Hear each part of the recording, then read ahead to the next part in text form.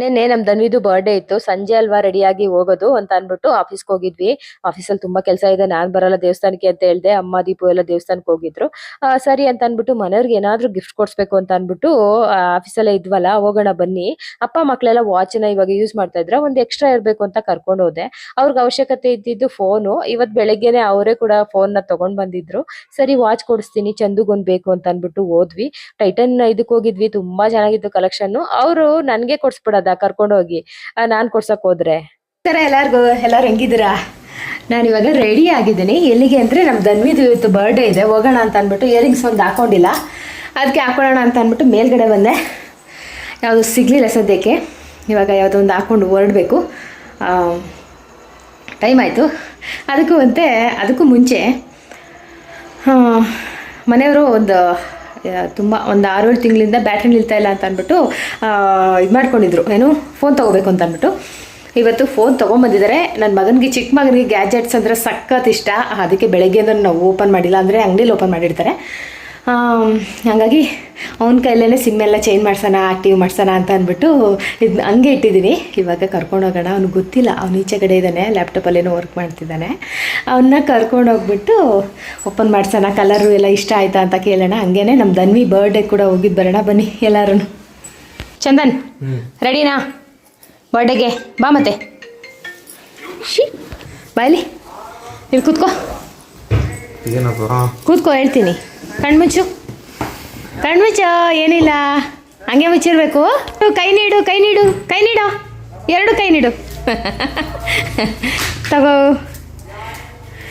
ಏನದು?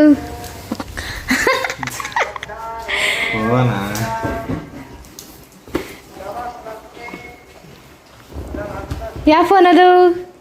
17 Pro. ಯಾರಿಗೆ? ಅಪ್ಪಂಗೆ.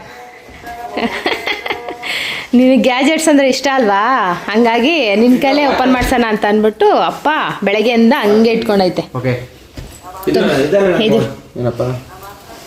Back cover.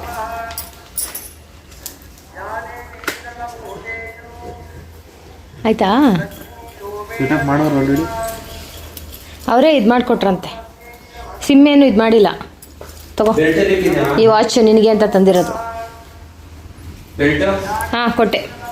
ಸೇಮ್ ಅದೇ ಆಯ್ತಲ್ಲ. ಹಾಂ, ಅದನ್ನೇ ಹುಡುಕ್ಬಿಟ್ಟು ತೊಗೊಂಬಂದ್ವಿ, ನಿಂಗೆ ಇಷ್ಟ ಆಗಿತ್ತಲ್ಲ ಅಂತ. ಲೂಸಾ? ರೆಡಿನಾ? ಹೋಗೋಣ. ಚಲೋ.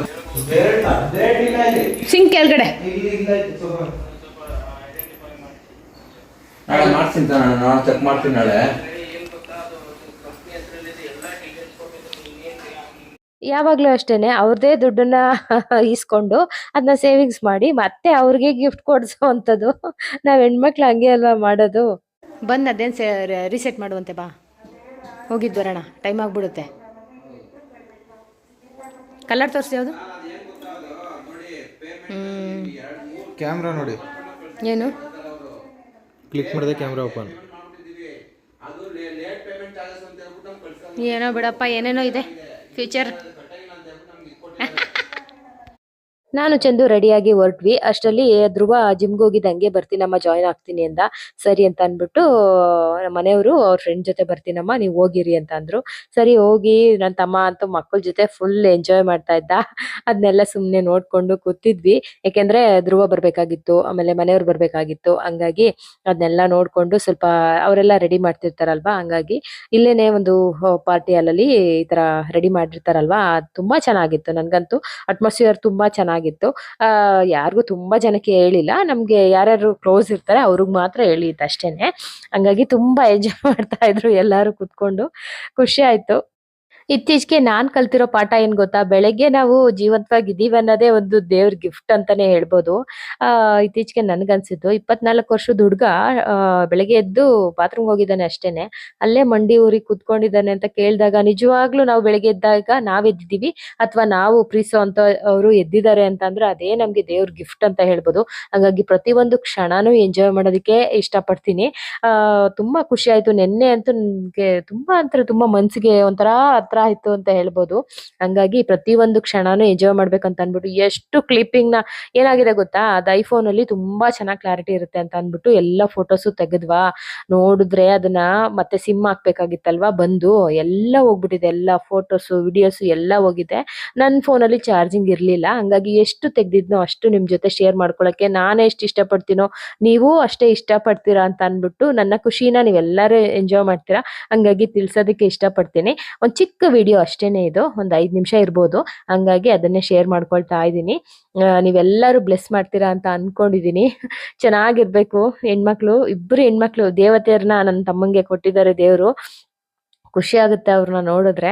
ಆ ಈ ತರ ನಾನ್ ರೆಡಿ ಆಗಿದ್ದೆ, ಮನೆಯವರು ಅಷ್ಟೇ ಚೆನ್ನಾಗಿ ರೆಡಿಯಾಗಿ ಬಂದಿದ್ರು.